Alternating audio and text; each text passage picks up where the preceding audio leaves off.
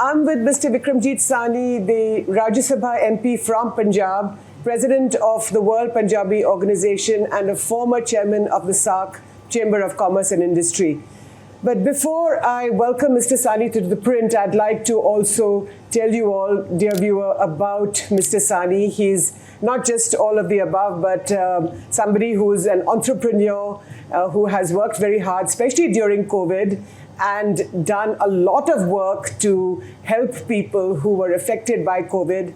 Today, we'll also talk about the situation, not just in India, but also in Afghanistan. And we'll talk about the shootout that took place in the Gurdwara in Kabul a few days ago, and what Mr. Sahny and his organization have done, not just to help the Sikhs who are already in India, but also those who are expected here in the next few days. Mr. Sahny, welcome to ThePrint. Yeah, good evening. Thank you, Jyoti.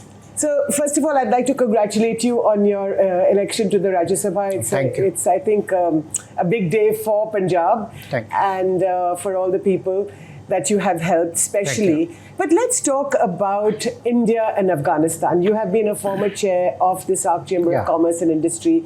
And as we know, politics and economics is very integrated with each other. But first of all, I just want to ask you about the shootout that took place in a Kabul Gurdwara a few days ago, in which 2 people were killed and 3 people were injured. So tell me a little bit about that. This was like on 18th June, last Saturday, at 6:30 a.m., I got a call at about 7 o'clock Indian time that the 2 bombers belonging to Daesh group dashed into Gurdwara, bombed the Gurdwara, where 85% of the building was damaged, killing one Savinder Singh and the guard. So, and then later on, IS claimed the responsibility for whatever fanatic reasons they gave. So it was, very sad moment and very panicked moment. In fact, what happened, because there were about 2.5 lakh Sikhs, few years back. And when it was in March 2020, when Guru Har Rai Sahib Gurdwara, first bomb blast happened and we lost 25 Afghan Sikhs and Hindus. Since then it has been panic. And it was in then August 2020 that we had sent 3 chartered flights at our expense to evacuate them. And it was then we brought them, about 450 families. So this is your organization? This is Okay. We took the initiative because it was normal. They were in dilemma and they were worrying about their future. So and then I remembered my parents telling me how they were uprooted in 1947, and they came from Pakistan. From what is now Pakistan, which is what is now Pakistan, and they stayed as a refugee in Patiala and then later Faridkot. So I can see, I have not seen, but they used to narrate stories, and lakhs of other people who came, maybe who were uprooted on both sides. So how painful it is to leave your to leave your property, to leave your business, because Afghanistan was a very prosperous state, and all the Indian diaspora there, Indian expats there, especially the Afghan Sikhs and Hindus, were quite a prosperous community. You would have seen the Kabuliwala. In fact, I was reading the Babur who first conquered Kabul in 1803, then he came to India after Battle of Panipat. Then he conquered he conquered Delhi at the Battle of Panipat. Even he writes. Even he writes in his Babar Nama, the autobiography, that Kabul used to be a vibrant market of India. That's right. Of Hindustan, and there were horses, traders will come on horses, and it was, Indian community was flourishing in dry fruits, in hospitals, in IT. It was all set of this, Soviet invasion and all hostilities. Then this, because of Soviet and US Cold War, they were and then we have seen the worst days when our 1999 Indian Airlines hijack, unfortunately were supported by Taliban. And then, of course, in 2009, the Indian embassy was bombed by this Haqqani group, Yes. which is now part of Taliban. So all this is painful memories. But isn't it interesting, Mr. Sahney, you're talking about the history of Afghanistan. Yeah. But just to bring you back to the present, 111 Sikh families, or Sikhs Yeah. families who are living in Kabul. Now, your initiative, your pressure on the government of India, now they have been given visas. I think they they've are 164 now. Okay. That is what I was coming to. From 2.5 lakhs, there was 750 something. Then we brought, Government of India brought 73 in the Indian Air Force planes in August 21 last year, when the US withdrew. Guru Granth Sahib was also. Guru Granth Sahib Ji, we also brought 14 Sarups, and then 14 from all over Afghanistan. all over from Kabul, Jalalabad, and Ghazni, which were the basically we call them Nanak Panthis. All of them are not Sikhs, some of them are Hindus, but they are all like Sindh in Pakistan. They are all followers of Guru Nanak, Baba Nanak. Achha. As you know, Baba Nanak traveled to Afghanistan with a Hindu fakir and a Muslim, Bala and Mardana. So like then there was a whole Singh Sabha movement went to Maharaja Ranjit Singh conquered Kabul, and he defined the northwest frontiers when he annexed Kashmir and Peshawar. So like all the Sindhis are followers of Guru Nanak. So you are obviously interested in history, Mr. Sahney. Yeah, no, because I looked, but these people are uprooted, so we looked with interest how Afghanistan history, how it has become a kind of a failed state. Now coming to the current, your question, 164 are there, 111 got visas because they had applied few months. We just spoke to MEA today, balance 50 will also get today or tomorrow. So they all are ready to leave Afghanistan? No, now the new turn has happened. I see. That, Taliban came to support them. So that's interesting that the Taliban is defending the Sikhs. Talibans caught hold of these apprehenders who are whatever Daesh Islamic State. or Islamic State, whatever. And Taliban, 3 days back I spoke to Gurnam Singh, who is the president of Afghan Sikhs there, and Mr. Paramjit Singh Bedi in New York, Pratap Singh and Shabol Singh in Delhi, who are coordinating all the effort. And I'll come back to the rehabilitation program. So now Talibans have said we will, because we offered that we will renovate the Gurdwara as World Punjabi Organization, and I will contribute. I've been to the Gurdwara in Kabul. Karte Parwan. Yeah, they were Guru Har Rai Sahib and Karte Parwan. This was built in 1965. Right. And Sikhs have a great history. The Afghan Sikhs have been representing in the parliament. Right. And so on. Course. But it has been a decay. They were rich dry fruit. But it is a very, very sad situation how our Indian community and Afghani Sikhs had to be uprooted. And they are still doing, some of them are doing, who left in time, they are flourishing in UAE, London, New York, some of them at Delhi. Now, what I'm saying, Taliban's offered to rebuild the Gurdwara. Talibans are exhorting on them, why you want to leave the country? We are there to protect you. So they said, no, these 111 visas we had applied 4-5 months back, now it has come. We are just going to do pilgrimage of Golden Temple. No, they are just telling. But so, to answer your question, we are planning strategically. They want to come in batches, But they do want to leave. Yeah, because they feel that some of them are getting some citizenship of Canada, and Canada is telling them, you now go to Pakistan, contact our embassy, but they're very few. But ultimately now, the water is above the heads, and with this thing was very deadly attack. Gurdwara got damaged, and luckily at 6:30 a.m. otherwise we would have many more casualties. Wish if there was a whole Sangat in Gurdwara. Yeah. It happened at 6:30 where only 6 people were inside who were the priests or bhais. Yeah, but let's talk about the diplomatic side of this. Now, you said yourself that the Taliban is now telling the Sikhs who are still there, कि आप मत छोड़िए Afghanistan, आप इधर ही रहिए.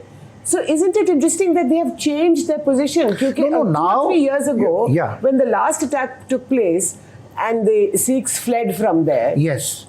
But that time it was against the Taliban. Now today the Taliban is protecting. You would have seen, because I had followed very closely the Doha talks. Yeah. The Indian government MEA engaging with Taliban, of course, in Doha. And so the thing is now Taliban it is different when you are on other side of the fence. Now they are on the chair.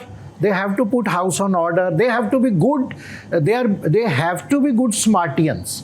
No more they can talk about how Afghans sheltered Osama bin Laden and how they, because you can't have, as the Hillary Clinton said, you can't think that snake will not bite you if you have a, if you are flourishing snakes in the back home garden backyard. Or what a backyard. So now they are acting as a good Smartians, at least that is their public. And I think we have to trust them. They are sending good messages. They want to have a good relation, cordial relation with India and other neighboring countries. You think India should trust the Taliban? Yes, of course, because with some question marks. I think our first foremost thing is we have to see that how they control the terrorist activity, because we don't want the soil of Afghanistan should be used as any terrorist activity against India, Kashmir, A, B, C, D, F. Number two, we will have to see. I think it is a wait and watch kind of situation. We should keep engagement with them, but wait and watch. Secondly, one is terrorism, how they control. It should not become a nurturing land for terrorist activity and attacking. Second is how they treat minorities, how they treat their women, how they bring a balance in the region. We all know that China and Russia are proactively engaging with Afghanistan.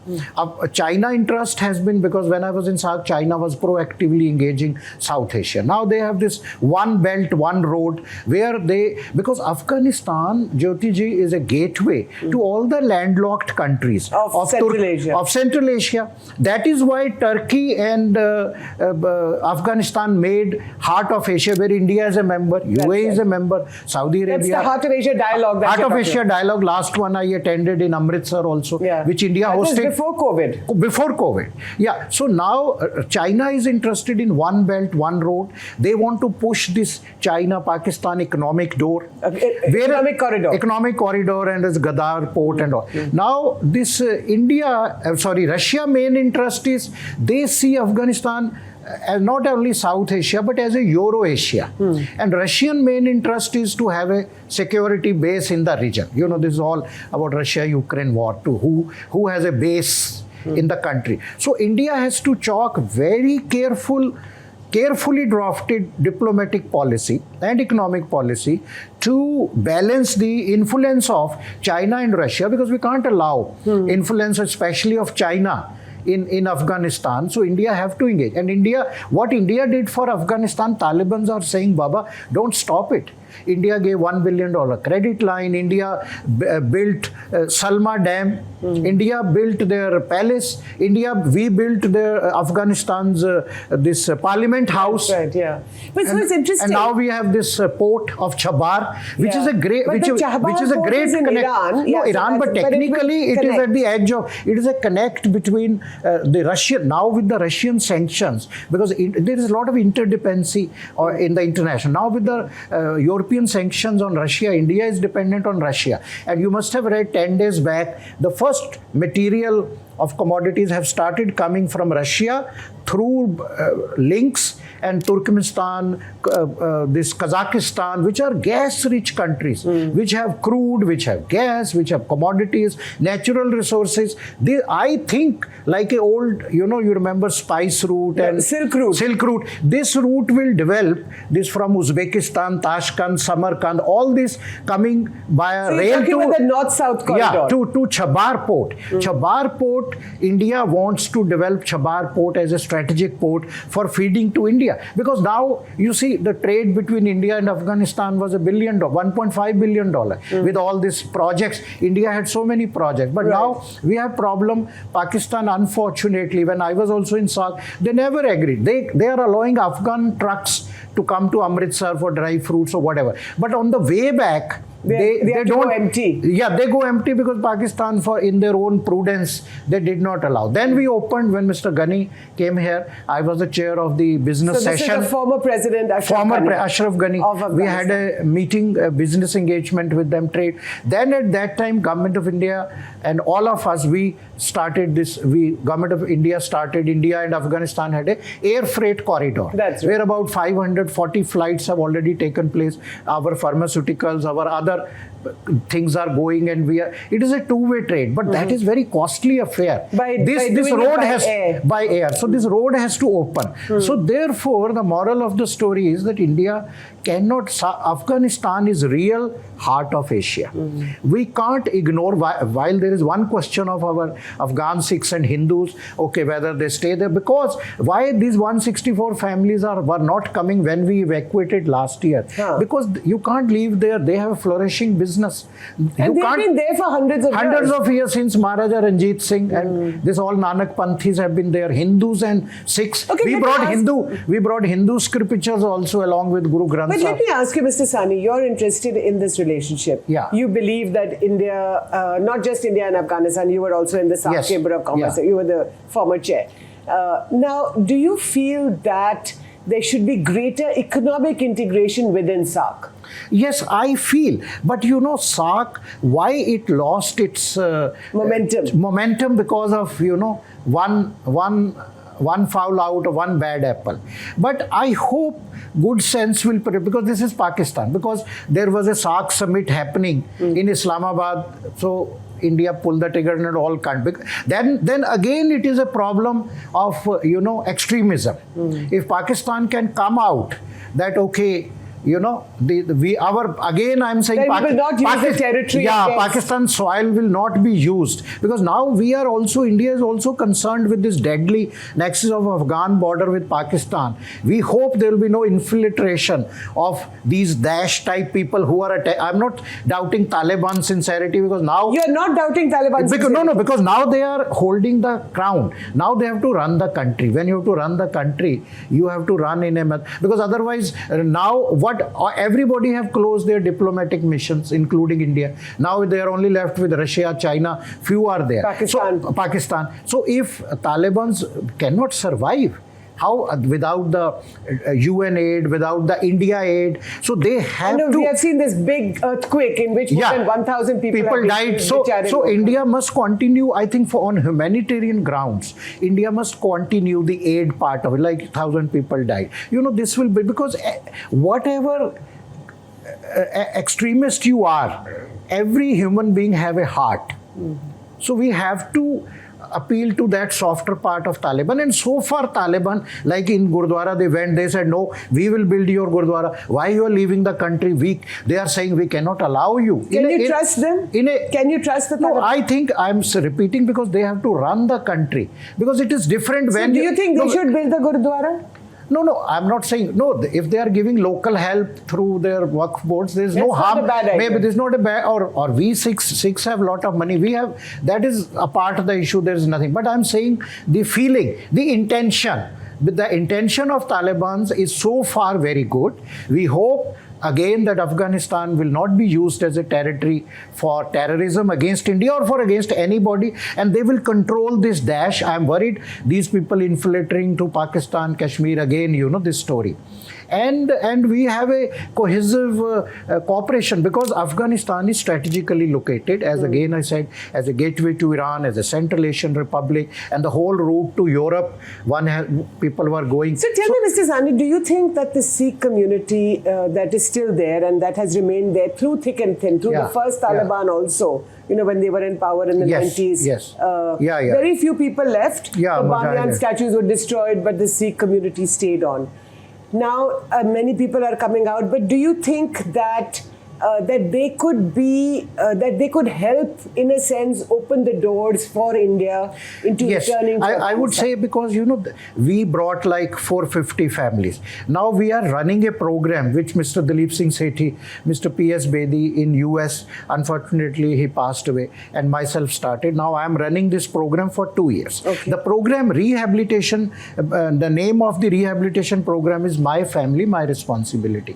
But you will be surprised to know that that ME told, now these people, because we can help them as our brother and sister as refugees. Sure. We have got them houses on rent. We pay their... Here in Delhi? In Delhi, in Mahavir Nagar, New Mahavir Nagar. Okay. We have got them houses. A lot of media has gone. We'll love to take you there. Of course. We got houses, house rent, monthly household expenditure, their education. Now, last Diwali, we got them. I personally went to the Gurdwara, Afghan Gurdwara, and we distributed Tata AIG, this medical insurances policies. There is an Afghan Gurdwara there? Yeah, there is a Afghan. There are a lot of Afghan. There is Afghan Gurdwara in GK. Then the biggest one is this in New Mahavir Nagar. So, but the thing is, what I'm telling, that some of them went back. We are running their program. They went back to Afghanistan? Yeah, because they have worked there. They have their bread and butter. So now we are getting visa. Now ME is asking us, these people, we gave them visa, now they again went back. They have to, that's why this 48, 50 remaining have to reapply. So what point I'm saying that, okay, now we'll bring 164 in batches, but God knows, because यहाँ पे वो refugee बन के रहेंगे. अब उनको तो हम skilling भी करा रहे हैं उनके, but they can't set up their business. अब ओवरनाइट तो बिजनेस क्या करते हैं वो? नहीं, वो ड्राई फ्रूट का बिजनेस करते हैं. उनकी फार्मा शॉप्स हैं, पहले हॉस्पिटल्स में थे, आईटी में थे, कंस्ट्रक्शन कंपनीज थी, मेडिकल में थे. There were a lot of diagnostic center there, but they are doing well in Afghanistan. They were doing well. I'm telling you, they were a flourishing community. Afghan Sikh means जब काबली वाला and all they seems to be rich. भाई अब अच्छा खाते थे, अच्छा पीते थे, अच्छा उनका जो पाना लाना खाना पीना बहुत अच्छा था वो. But what I mean to say कि वो, to answer your question, if situation improves, some of them will go back even without telling us because वो वापस चले जाएंगे. But let us hope कि so they could be the bridge between the new Taliban and India. Like Taliban have come to them, they've said why you are going. It is like, you know, brother and sister उनको रोक रहे हैं, आप क्यों जा रहे हैं, हम आपकी हिफाजत के लिए हैं. आपने तालिबान वालों से किसी से बात करी? नहीं, मैं कोई वैसा वो तो बट ऐसे वो लग रहा है they have to behave and they will not use अभी तो, because they have to get world support, global support. Country चलाना, देखिए एक आप you are just fighting the battle against somebody, वो something else है. Now you are on the chair, you have to run the country, you have to feed millions of people, you need medicine, you need this, like earthquake, you have to run the economy, and you can't have cake and eat too. So you can't have a image, or your actions are watched by media and by international community. The moment you do something hanky-panky, you will not, the support will be cut. Yeah. So a lot of the people who have come from Afghanistan, have they also gone to US, Canada and to other countries? No, like when this whole trouble started and the US and the Taliban active was there, Mujahideen. So lot of Sikhs community in early days, they left for US and Canada and UAE, and they are doing well. But ye jo maybe some marginal families who didn't have much flourishing business, because that was their last hope, they carried on. They glitched on, they hanged on to their earnings, and these 523 and plus 160. So 680 families. 523 have come here. कौन सी languages बोलते हैं ये लोग? ये लोग पंजाबी भी बोलते हैं, पर आपस में पश्तो वो उस पे बात करते हैं. अच्छा, पश्तो में बात करते हैं. हाँ, और वो अफगानी कल्चर ही है, like you're wearing, they have, you know, कापे, मतलब they eat in a group. वो पूरा इनका पूरा वही कल्चर है. एक बड़ा मतलब it was a rich culture. I think it's very sad that I told you that Guru Nanak se leke Babar and, you know, even our Nandlal Goa, we have a rich history of Afghan Sikhs and Hindus. So tell me, Mr. Sahney, if you look at it in a perspective of, you know, where Taliban is today, where the role of Taliban in the new Afghanistan, the role of Afghanistan in SARC, how do you look at, you know, do you think SARC should be revived? I mean, I asked you this question before, you talked about terrorism. But how can India help revive SARC? I think, no, India is all for SARC.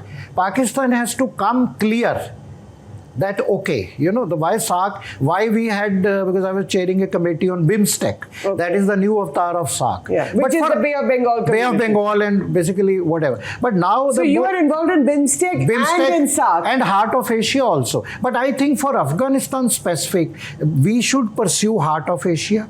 That is a right platform. Maybe India and Prime Minister Modi and they should host Heart of Asia conference. Maybe we can invite Taliban, because Heart of Asia was started by Afghanistan and Turkey. And there we have all the, everybody around the table. We discuss, impress upon Taliban's all those concerns, what India and global community has, because that has got UAE, Iran and other things. I think India must keep its engagement with Afghanistan. We can't ignore. It's an important form of South Asia, our neighbor, gateway to Iran and landlocked countries, and we have too much investments. In fact, Taliban are saying, don't stop investment, they need India's support, but they will have to prove themselves honest and right for India to have continued support. So what about the role Afghanistan. What about the role of the US? We saw the way the Americans left very suddenly. If you see, personally, I was very much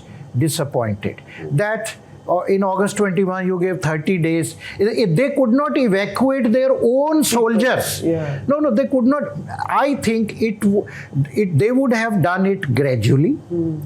As a transition happens, I think US was in some hurry or something. They should have done it gradually till their soldiers, till Indian minorities, till even some of the Afghani local population who, whatever they are settled, they would have gone back. It could have been more organized. The way there was chaos at airport, people clinging to the aircraft. And we had Afghani Sikhs buses, we had arranged about 84 of them.